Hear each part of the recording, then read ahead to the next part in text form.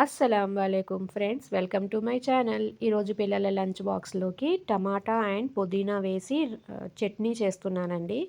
మా స్టైల్లో మేము ఎలా చేసుకుంటామో చట్నీ అనేది నేను ఈ వీడియోలో షేర్ చేస్తున్నానండి. ఒకసారి ఇట్లా కూడా ట్రై చేసి నాకు కమెంట్ చేయండి ఎట్లా ఉంది ఏంటి అనేది. ఇంకా లంచ్ టైం అవుతుంది కదా, అందుకని రైస్ కుక్కర్ కూడా ఆన్ చేసేసాను. ఇప్పుడు చట్నీ ప్రిపరేషన్స్ చూద్దాం. ముందుగా టమాటాలని శుభ్రంగా కడుక్కొని దానికి హాఫ్గా కట్ చేసి పెట్టుకున్నాను. అండ్ తర్వాత పుదీనాని కూడా తీసుకొని దాన్ని శుభ్రంగా వాష్ చేసి అండ్ నీళ్ళు వెళ్ళిపోయేటట్లు జల్లెడ బుట్టలో వేసి పక్కన పెట్టేసుకున్నాను. అండ్ తర్వాత పచ్చిమిర్చిని కూడా తీసుకొని మనకు కావాల్సిన ఎంత అయితే కావాలో అన్ని తీసుకొని దాన్ని కూడా వాష్ చేసి పక్కన పెట్టుకున్నాను. అండ్ దీంట్లోకి నేను ఎండు కొబ్బరి కూడా వేస్తానండి. కొంచెం ఒక చెక్క ఎండు కొబ్బరి తీసుకొని దానికి సన్నగా కట్ చేసి పెట్టుకున్నాను. ఇదంతా ప్రిపరేషన్స్ అయిపోయిన తర్వాత ఇంకా ఒక పాన్ తీసుకొని దాంట్లోకి కొంచెం ఆయిల్ యాడ్ చేసి ఎండు కొబ్బరి చెప్పాను కదా, ఆ ఎండు కొబ్బరి ముక్కల్ని కూడా వేసి చక్కగా ఫ్రై చేసుకున్నాను. కొంచెం ఫ్రై అయితే సరిపోతుందన్నమాట. ఇట్లా మొత్తం ఫ్రై చేసుకున్న తర్వాత దాన్ని తీసి పక్కన పెట్టుకున్నాను. తర్వాత దీంట్లోకి పచ్చిమిర్చిని కూడా యాడ్ చేసుకున్నాను. పచ్చిమిర్చి కూడా చక్కగా ఫ్రై అయిపోయిన తర్వాత దాన్ని కూడా తీసి పక్కన పెట్టుకొని ఇప్పుడు దాంట్లోకి ఈ పుదీనా ఆకుల్ని యాడ్ చేశాను. పుదీనా ఆకులు కూడా చక్కగా మగ్గేంత వరకు చక్కగా ఫ్రై చేసుకున్నాను. పుదీనా ఆకు తొందరగానే ఉడికిపోతుంది కదా, అట్లా తీసి దాని తర్వాత దాన్ని కూడా తీసి పక్కన పెట్టుకున్నాను అనమాట. తర్వాత దాంట్లోకి సరిపడా ఆయిల్, టమాటాలు మగ్గడానికి కావాల్సినంత ఆయిల్ కూడా యాడ్ చేసి దాంట్లోకి టమాటాలని కూడా వేసేసాను చక్కగా. ఇప్పుడు కొంచెం మూత పెట్టి సిమ్లో పెట్టేస్తే కొంచెం మగ్గుతాయి కదా. ఈలోపు రైస్ ఉడికిందా లేదా అని టెస్ట్ చేశాను. రైస్ అయితే చక్కగా ఉడికిపోయిందండి. ఇక్కడ చూసారా, చక్కగా మా రైస్ అయితే ఉడికిపోయింది. ఇప్పుడు మళ్ళీ టమాటాల దగ్గరికి వెళ్దాం.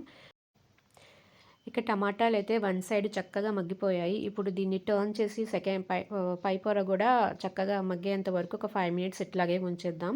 దాని తర్వాత చక్కగా ఆ పొర అనేది వచ్చేస్తుంది. ఇట్లా ఎందుకు చేస్తున్నాను అంటే మా పిల్లలతోనే అండి నాకు చాలా బాధ. పిల్లలు ఏది అంతగా ఇష్టంగా తినరు. ఇట్లా టమాటాలు చేసేటప్పుడు అయితే టమాటాలు పై పొర ఉంటుంది కదా, అవి వాళ్ళకి అడ్డుపడతాయంట తినేటప్పుడు, నోట్లో వస్తూ ఉంటాయంట. అందుకే అవి తినరు అట్లాగా. అందుకే అవి తీసి నేను చేస్తాను అన్నమాట పిల్లల కోసం. పిల్లలనే కాదు, చాలామంది పెద్దోళ్ళు కూడా ఇట్లాగా ఈ టమాటాలో ఉన్న పై పొరలు తినేటప్పుడు అడ్డంగా వస్తూ ఉంటే వాళ్ళకు కూడా చిరాగ్గానే ఉంటుంటుంది. చాలామంది తీసి పక్కన పెడుతూ ఉంటారు కదా. ఇట్లాగా చేసేస్తే ఏ బాధ ఉండదన్నమాట. చక్కగా ఇష్టంగా తినేస్తారు. ఇంకా తర్వాత ఈ పొరలు మొత్తం తీసేసి దాన్ని కొంచెం మ్యాష్ చేసేసి దాంట్లోకి కొంచెం చింతపండు అండ్ పసుపు వేసి మళ్ళీ మూత పెట్టేసి ఒక 5 to 10 మినిట్స్ ఉడికినిస్తే సరిపోతుందన్నమాట. ఈలోపు మనం మిక్సీ జార్లోకి పచ్చిమిర్చిని ఎండు కొబ్బరి ఉంది కదా, దాంట్లోకి కొంచెం జీలకర్ర యాడ్ చేసి 4 రెక్కలు వెల్లుల్లిపాయ అండ్ కొంచెం కళ్ళుప్పు వేసుకొని దాన్ని గ్రైండ్ చేసి పెట్టుకుందాం. తర్వాత ఇవి టమాటాలు బాగా ఉడికిన తర్వాత ఇంకా స్టవ్ ఆఫ్ చేసి దాన్ని చల్లారనివ్వాలి.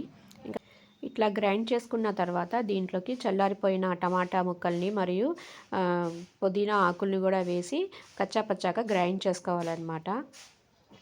ఇట్లాగా కచ్చాపచ్చాగా గ్రైండ్ చేసుకుంటే మనం రోటీలో గ్రైండ్ చేసుకుంటాం కదా, దంచుకుంటాం, అట్లాగా టేస్టీగా ఉంటుందన్నమాట. మరీ మెత్తగా అయితే అంత టేస్ట్ ఏమి బాగోదు.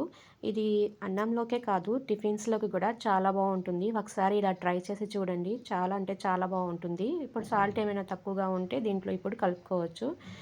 చట్నీలోకి నంచుకోవడానికి పిల్లలకి ఆమ్లెట్ అయితే వేసానండి. ఆమ్లెట్ వేసేటప్పుడు నేను ఫస్ట్ ఒక టీ స్పూన్ వరకు పాలు తీసుకుంటాను, మిల్క్.